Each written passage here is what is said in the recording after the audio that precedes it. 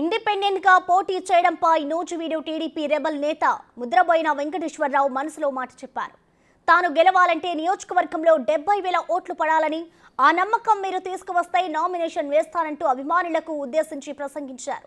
గతంలో గన్నవరంలో ఆ నమ్మకం తీసుకొచ్చినందువల్ల ఇండిపెండెంట్ గా గెలిచినట్టు గుర్తు చేశారు. ఓట్ల కోసం టీడీపీ వాళ్ళు వస్తే నిలదీయాలంటూ ముద్రబోయిన సంచలన వ్యాఖ్యలు చేశారు. కూడా నిలబడండి సార్, మేము గెలిపిస్తామని. అది ఏంటంటే దానికి కూడా మీ సమాధానం కావాలి. ఇండిపెండెంట్ గా నిలబడటం మీరు గెలిపించలేని కాదు.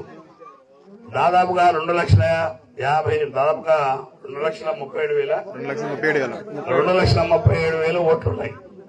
అంటే మనం కావాలంటే ఇండిపెండెంట్ గా గెలవాలంటే 70,000 పైన కావాలి.